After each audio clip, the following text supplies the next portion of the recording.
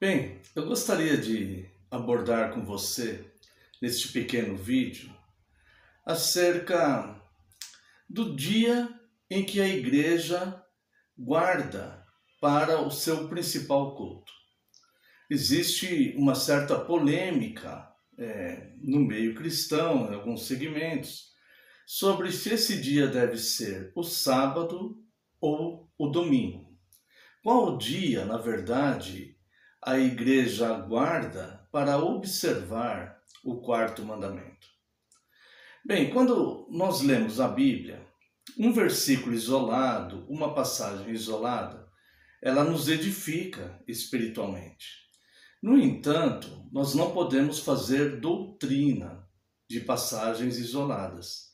Isso porque a Bíblia é contextual. Então, para que seja uma doutrina, doutrinas são fundamentos.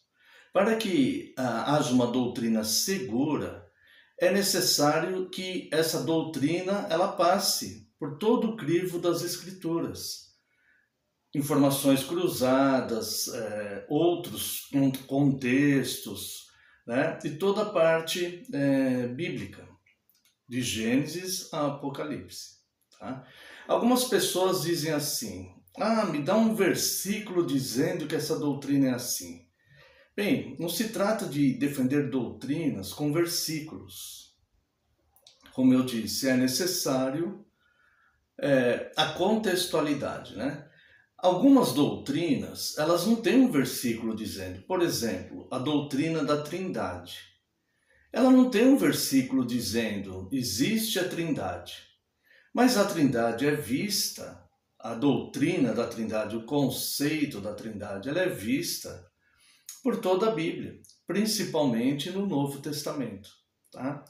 E a questão do dia que a igreja guarda para observar o quarto mandamento, também não tem um versículo que diz, olha, após Cristo, antes de Cristo guardava o sábado, após Cristo guarda-se o domingo. Não existe um versículo assim. Mas teologicamente, contextualmente, nós vemos isso fundamentado nas Escrituras. Tá? Então, a Bíblia inteira é sobre Cristo, não sobre tradições judaicas. A Bíblia inteira é sobre Cristo. O Antigo Testamento apontava para Cristo e o Novo Testamento mostra a plenitude dos tempos, a primazia e a plenitude de tudo em Cristo. Por exemplo, o apóstolo Paulo aos Romanos, capítulo 11, verso 36, ele diz, porque dele, por ele e para ele são todas as coisas. Isto inclui a guarda do quarto mandamento. Eu quero observar com você dois fatos. Primeiro, quando nós vemos no quarto mandamento, em Êxodo, capítulo 20, verso 11, Deus diz que para guardarmos o sétimo dia, para lembrarmos da obra da criação. E quando Deus repete a lei em Deuteronômio 5, no verso 15, Deus diz que é para guardarmos o quarto mandamento, para lembrarmos da salvação. Então nós vemos aqui as duas obras mencionadas por Deus no mesmo mandamento. Lembrarmos da criação e lembrarmos da salvação. Em Cristo, estas duas obras alcançaram a sua plenitude, a criação e a redenção, a salvação. Eu quero convidar você para ver aqui na sua Bíblia, Colossenses capítulo 1. Eu vou ler a partir do verso 13, do verso 13 ao verso 20. Colossenses capítulo 1. A partir do verso 13, diz assim: Ele nos libertou do império das trevas e nos transportou para o reino do Filho do seu amor, no qual temos a redenção, a remissão dos pecados. Este é a imagem do Deus invisível, o primogênito de toda a criação. Pois nele foram criadas todas as coisas, nos céus e sobre a terra, as visíveis e as invisíveis, sejam tronos, sejam soberanias, quer principados, quer potestades, tudo foi criado por meio dele. Ele é antes de todas as coisas. Nele tudo subsiste, inclusive o quarto mandamento. Agora, preste atenção, por favor, nos versos 18 e 19. Ele é o cabeça do corpo da igreja. Ele é o princípio, o primogênito de entre os mortos, para em todas as coisas ter a primazia, porque aprove a Deus que nele residisse toda a plenitude. Então, Cristo, ele tem a primazia de todas as coisas. E nele aprove a Deus, vamos ver como é que está aqui, aprove a Deus que nele residisse toda a plenitude. Então, as duas obras que é para serem lembradas quando observamos o quarto mandamento, se cumpriram em Cristo. Em Cristo, tá? Os judeus guardavam o sábado, lembrando da criação e lembrando da salvação que apontava para Cristo. O que eles lembravam? Da salvação do Êxodo, da salvação da escravidão do Egito, tá? No entanto, toda a Bíblia é para Cristo, conforme nós vimos aqui. Ele é antes de todas as coisas são para ele. Então, o Antigo Testamento apontava para Cristo. Em Cristo houve a plenitude do tempo e a conclusão das duas obras perfeitas de Deus, a criação e a redenção, que são as obras que nós guardamos no quarto mandamento. Paulo, aqui mesmo aos Colossenses, ele nos ensina o aspecto do sétimo dia era apenas para lembrar, era uma sombra daquele que viria. Veja aqui, capítulo 2, versos 16 e 17. Ninguém, pois, vos julgue por causa de comida e bebida, ou dia de festa, ou lua nova, ou sábados. Porque tudo isso tem sido sombra das coisas que haviam de vir, porém o corpo é de Cristo. Então veja, para que haja uma sombra, Paulo usa a expressão sombra. Os sábados, como todas as coisas do Antigo Testamento, era uma sombra do que havia de vir, ou seja, Cristo. Então, para que haja uma sombra, é necessário que haja um objeto, algo concreto, para que haja uma sombra. Tá? Então, o sábado, Paulo aqui, ele descarta o sábado como dia de guarda, porque o sábado era apenas uma sombra, apontando para Cristo. Em Cristo, sim, a plenitude e a primazia de todas as coisas. Então, por que a igreja guarda o domingo? Porque é o dia da ressurreição do Senhor. Cristo é o dia da ressurreição de Cristo. Romanos 8:1 diz: agora, pois, já nenhuma condenação há para os que estão em Cristo Jesus. Então, nesse sentido, a guarda do sétimo dia, do Shabat, ela passa a ser o começo da semana. E nós vamos ver por que ela passa a ser o primeiro dia da semana. A palavra Shabat, que normalmente nós traduzimos por descanso, ela significa cessamento, cessar. Ou seja, interromper a semana após 6 dias, interromper a semana no sétimo dia, para lembrar da criação e da salvação. Então, o dia mudou, mas o princípio é o mesmo, porque a cada 6 dias, conforme diz o mandamento, nós paramos, cessamos as nossas obras, para cultuarmos a Deus e lembrarmos, então, da criação e da redenção na plenitude dos tempos, tá? Não é apenas um dia de santificação, mas é um dia de esperança, um dia da esperança de Cristo, da volta de Cristo, tá? Então vamos ver aqui, Como nós já observamos, Jesus ressuscitou no domingo, João 20, 11. Jesus apareceu aos discípulos num domingo, João 20, 26. Quando digo Jesus ressuscitou no domingo, é João 21, capítulo 20, verso 1. Jesus apareceu aos 11 discípulos no domingo, João 20, 21. O Espírito Santo desceu no dia de Pentecostes num domingo. Atos 2, que era o dia de Pentecostes, era um domingo. Era o primeiro dia da semana. Se você quiser acompanhar a leitura aqui, Levítico, capítulo 23, versos 15 e 16. Levítico, vamos ver aqui. Levítico, capítulo 23, versos 15 e 16. Contareis para vós outros desde o dia imediato ao sábado. O dia imediato ao sábado é o domingo.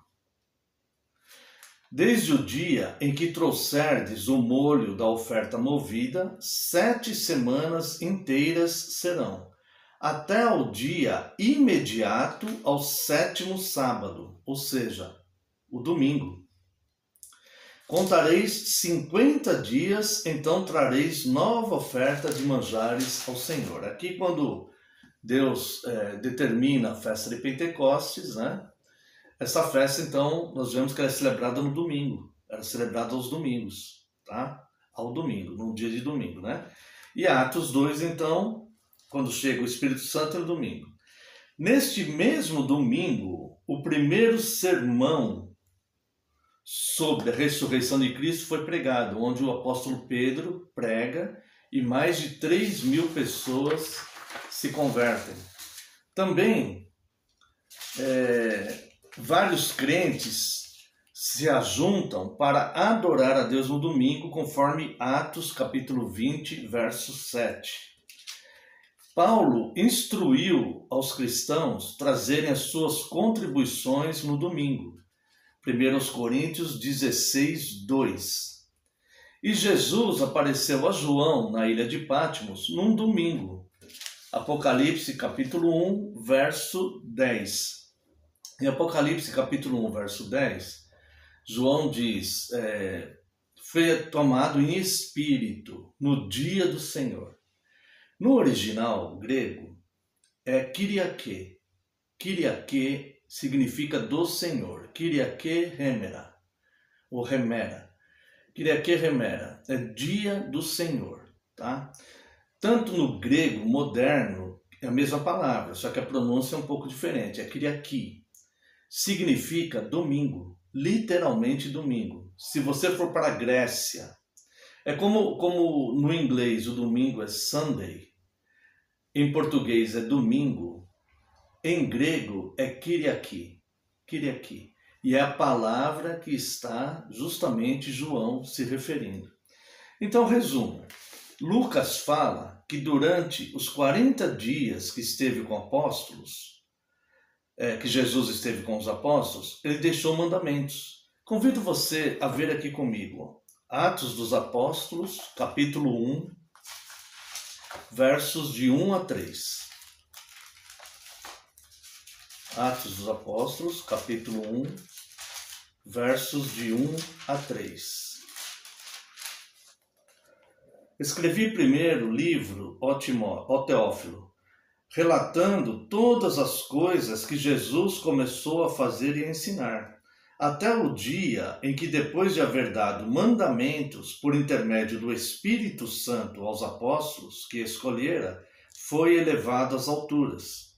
A estes também, depois de ter padecido, se apresentou vivo com muitas provas incontestáveis, aparecendo-lhes durante 40 dias, e falando das coisas concernentes ao reino de Deus. Então veja que Jesus, ele doutrinou seus apóstolos através do Espírito Santo e durante os 40 dias após a sua ressurreição, para que os apóstolos lançassem os fundamentos doutrinários da igreja. Então, o que os apóstolos escreveram em suas cartas não são coisas aleatórias, mas são coisas que eles receberam do próprio Cristo e do Cristo ressurreto, tá?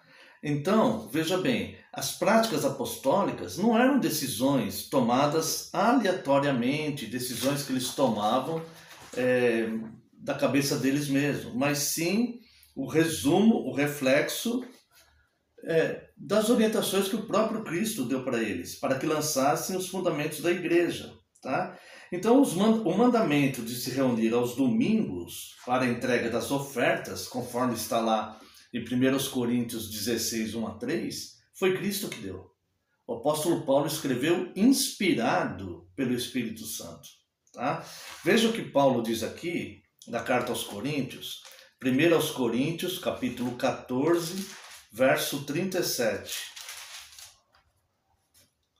Ele diz assim: se alguém se considera profeta ou espiritual, reconheça ser mandamento do Senhor o que vos escrevo. Então o que Paulo está dizendo para os coríntios é o seguinte: reconheça que é mandamento do Senhor o que eu vos escrevo. E nesta carta ele manda reunir no primeiro dia da semana para retirar as ofertas. O culto principal ele tinha dois elementos: as ofertas e o partir do pão da ceia. Em Atos 20, verso 7, nós vemos o partir do pão no primeiro dia da semana. Na 1 Coríntios, capítulo 16, de 1 a 3, nós vemos as coletas no primeiro dia da semana, na reunião do primeiro dia da semana. No culto do partir do pão de Atos 20, verso 7, inclusive Paulo fala da pregação. Diz até que ele se prolongou na exortação, no seu discurso, e Eutico caiu do parapeito. Né? Então é uma passagem bastante conhecida. Trata-se do culto principal sendo realizado no primeiro dia da semana. Tá? Então Paulo disse que as coisas que ele escrevia para os coríntios, dentre elas separar o domingo para reunir e dar as ofertas, era o mandamento do Senhor. Lembrando que Paulo já tinha descartado o sábado como prática dos cristãos, né? Como dia de culto, conforme vimos lá em Colossenses 2,16. Então isto prova que o dia do Senhor não pode ser qualquer dia, tá? Até porque dia do Senhor está no singular. Algumas pessoas dizem hoje que não é mais o sábado, o dia do Senhor é qualquer dia. Não é. Na Bíblia, a orientação está no singular. Dia do Senhor. O dia do Senhor é o dia da ressurreição de Cristo, né? Como mencionamos em Apocalipse 1:10, João, quando menciona o dia do Senhor, usa a expressão grega, kyriaki, que segundo todos os lexos grego, significa domingo. Então, o próprio Espírito Santo aqui chama o domingo de dia do Senhor, tá? Além disso, tem evidências externas da história da igreja, e eu vou falar para você rapidamente. Os escritos da igreja primitiva, desde a epístola de Barnabé, 100 anos 100 depois de Cristo, até o historiador Eusébio, ano 324 depois de Cristo, já mostrava a igreja guardando o domingo. O domingo não foi estabelecido pelo imperador Constantino, como muitos dizem no século IV. Mas Constantino decretou o feriado semanal aos domingos porque os cristãos já guardavam os domingos há 4 séculos. Matthew Henry, nasceu no ano 1662, ele disse que o sábado do cristão é o dia do Senhor. O sábado do cristão é o dia do Senhor. O dia do sábado, o dia do Senhor, celebramos a ressurreição e não sombras, mas o fato da ressurreição. Então o que ele diz? Nós não celebramos mais sombras do que haveria de vir. Agora nós celebramos o fato da plenitude de algo que já veio, que é o dia do Senhor, a ressurreição de Cristo. Tá? Outros teólogos também, né, ao longo da história, falaram acerca da guarda do domingo. Eu quero mencionar Inácio, que ele foi um discípulo de João. Inácio morreu no ano 107 e foi discípulo do apóstolo João. E ele diz: não vos enganeis com doutrinas estranhas, nem com velhas fábulas, as quais não trazem nenhum proveito. Pois se nós vivêssemos ainda de acordo com a lei judaica, nós reconheceríamos que não teríamos recebido a graça.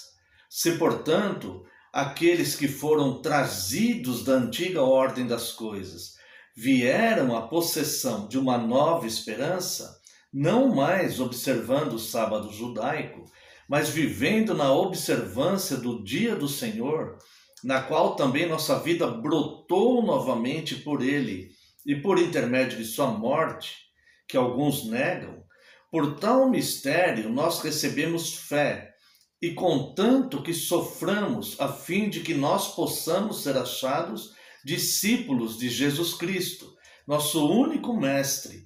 Como seríamos capazes de viver apartados dele, por quem até mesmo os profetas estão procurando como seu mestre, uma vez que estes são seus discípulos no Espírito?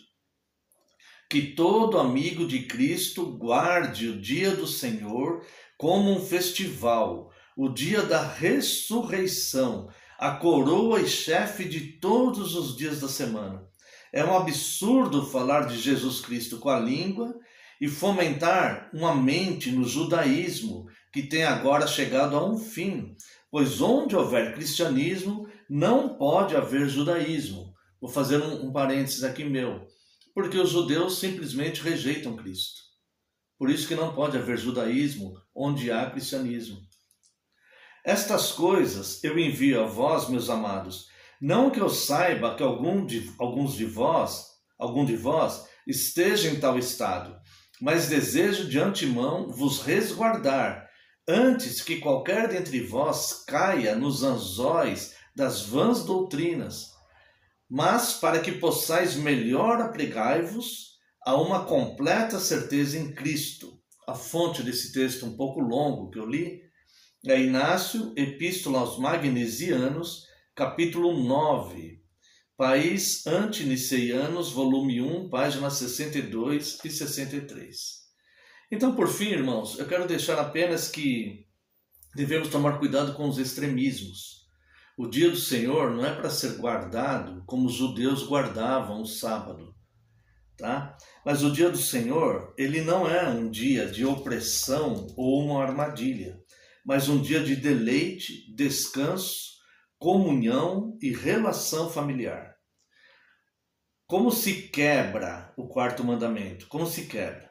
Negligenciando os cultos e a comunhão por motivos banais e irresponsáveis. E também se quebra alimentando a mente com pensamentos e práticas pecaminosas. Deve haver um exame e uma vigilância para evitar todo tipo de mau pensamento. Então, no dia do Senhor, nós cultuamos a Deus para lembrar a salvação e a criação, a plenitude das duas obras, relembrarmos a ressurreição de Cristo, tá? Não negligenciamos os cultos e também descansamos das nossas atividades pessoais, tiramos um dia para descansar e dedicar também para a nossa família. Como Kyriake do Senhor, Kyriake remera, é o dia do Senhor, ou seja, a igreja guarda o domingo porque é o dia da ressurreição de Cristo. Que Deus te abençoe.